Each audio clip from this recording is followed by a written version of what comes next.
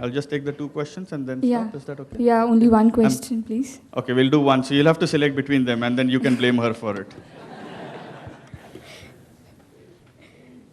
Hello, sir. Your hand is going tall, and he's got the mic. I'll come to you. I'll do that one more question. Give that one to me. Yeah. I'm Rohan. My question is, the recent problem faced by Indian banking industry is NPAs. So what are the approaches followed by the European banks to tackle with such problems, and what should be our approach as a future managers in the BFSI industry to tackle such kind of problems? So, by the way, European markets have had enough problems with NPAs, right? And you do some, again, look at, go to Google and do UK bank crisis. You'll get enough list.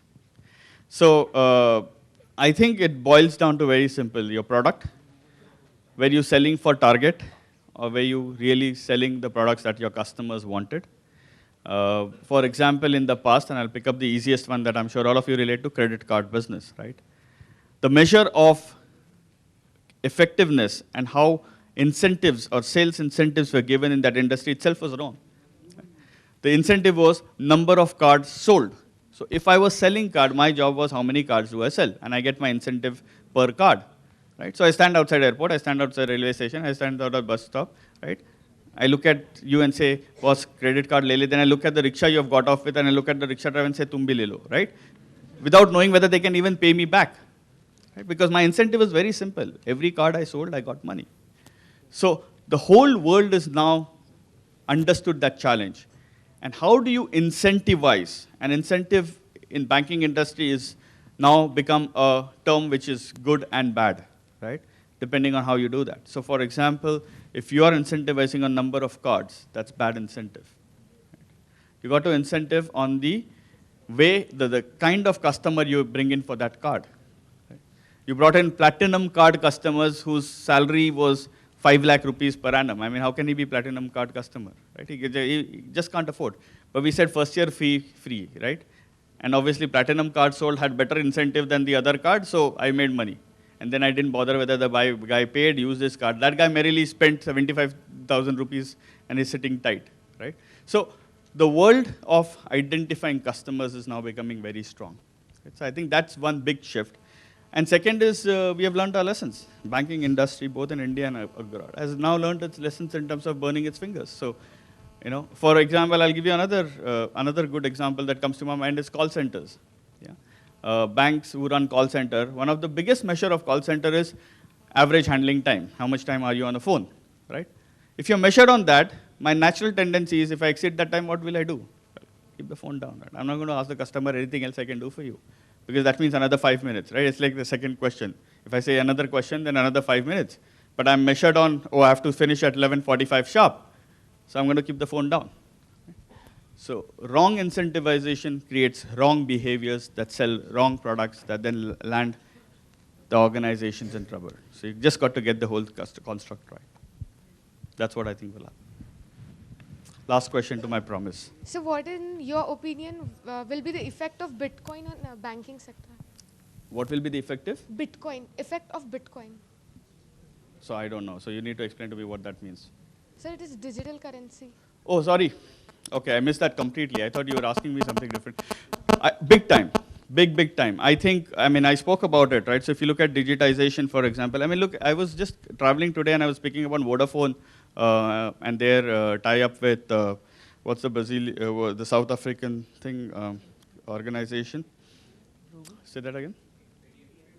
ATMs, yeah, but there is this name that I'm missing out, right? So I think digitization in a big way, digital currency in a big way, mobility, accessibility, anytime available in a genuine sense, not like the ATM. So simple answer is big way. I think that's the future. I will stop before she throws me out. It is 11:45. Thank you very much. Absolute pleasure to be here. Thank you all for your questions, and thank you, sir, for the wonderful session. I now request Dr. Sangvikar to present sir with the token of appreciation. Thank you, sir. I now request the volunteers to usher the guest.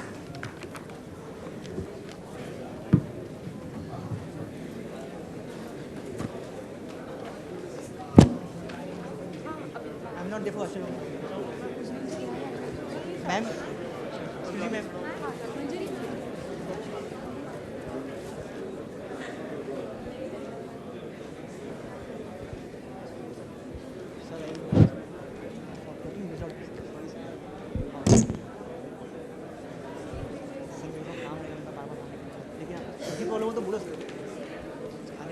Sir, you have to bring me.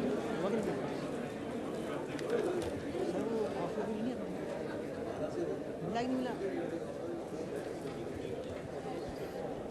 अच्छा,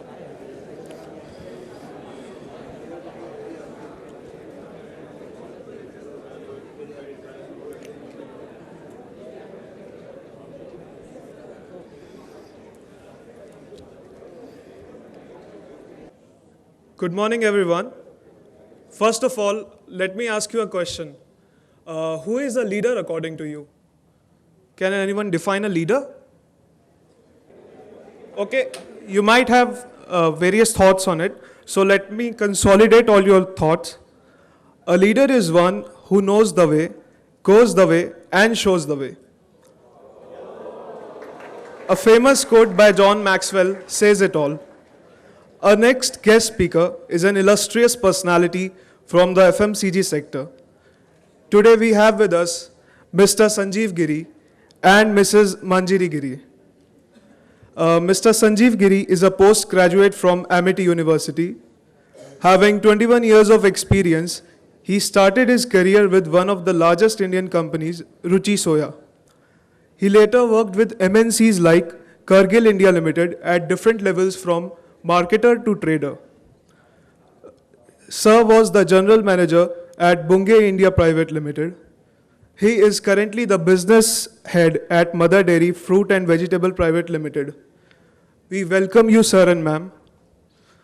Now I request Dr. Sangvikar to welcome the guest. So I'd request Dr. CM Captain.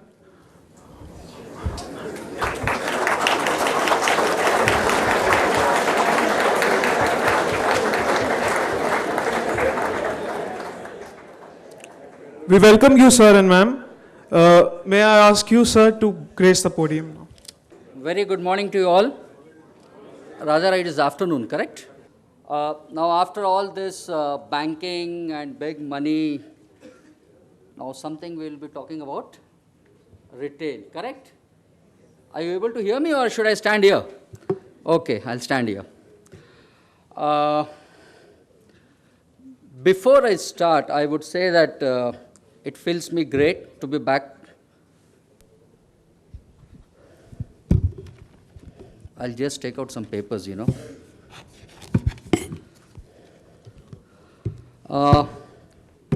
It feels great to be back to the city of Pune, the cultural capital of Maharashtra and the education hub. Pune has been actually very close to my heart. Reason being, I have been from here. My career started here. And actually, this room is quite common to me. Just in my younger days, not that I have grown older or something, but I have become a bit wiser, I would say. The same room, the same hotel. Few years back, I was also listening the so-called Gyan from some people earlier, and now it's time more for me to give you some Gyan. Correct? Okay. Coming to the topic, that is sustainable and inclusive leadership. I personally feel that this topic is somewhat overexposed in today's world. Honestly, after 21 years, I don't know what is a good leader about. So I'm sure today I'm going to further confuse you on the leadership. And it may be a bit exaggeration that people have written millions and they have earned millions actually by writing books, etc. But for me, what is a leader? I think leaders should have a quality like to lead. I would say today's effective delegation is important and show the vision and obviously the strategy. People say, actually people confuse between vision and strategy. I feel that first people need to have the vision, and after vision, perhaps the strategy rolls around it. Coming back to the topic which I have been given, retail business, the next big driving force of India. Correct? This is the topic? Now, actually, it's a big challenge to merge leadership, retail business, etc. So I'm not sure how is it going to work. And there's a challenge because as my previous delegate was always saying about God Google, I also thought that retail is something everyone can go back to Google, see the numbers, what is India looking like, what is the growth, what is the GDP, etc., etc. So I thought that retail is something where we cannot talk without numbers, correct? So the point is, how do I balance out between the numbers which the retail is required and how do we take it forward? Or what is the message I should give to the team sitting there? So I thought that let's start with evolution of Indian retails. If you go back about 20 years, 25 years, you will see that there was a proper chota, what do you call it, as a kirana shop in front of your house, correct? If you remember, we used to go buy that Poppins, a small, ek rupees mein 10 Poppin, etc. Then we went, the big laundry list, the list was there, 1 kilo chawal de do, ye de do, carrying big bags from home, taking big money. Your father or mom used to say, आधे पैसे यहाँ रखो, आधे पैसे यहाँ रखो, etc., etc. Correct? So, and then you see, you carry the containers कि भैया इसमें तेल दे देना, इसमें ये दे देना, इस झोले में ये दे देना. So that is what the retail in India was. And so there is an evolution. If you see a small kirana, no credit cards, nothing, you take the rice home, your mom, your dadis, etc., cleaning the rice, cleaning all the cleaning stuff is happening. And slowly, steady, the evolution happened. Today you see the big malls, branded goods, and you just need to go pick up the product from the shelf, take home, credit cards, etc., etc. So if you see the journey for last 15 to 20, 25 years, the retail in India has actually emerged. Having said that, I personally feel that this topic cannot go without some numbers.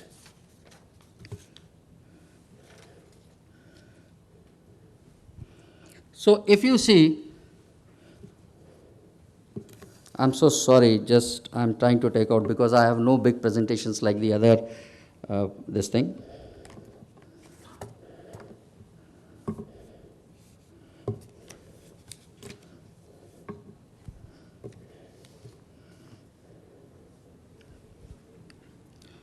Now, I spoke about evolution of the market. Now, let us talk about the components of the Indian retail market. Banks, capital goods, engineering, fast-moving goods, consumer goods, software, all are this part of the components of Indian retail market. And just for the number's sake, the size of the retail sector is estimated to be about 833 billion by 2013 and US 1.3 trillion by 2020, with a compound annual growth of about 10%, which is quite lucrative.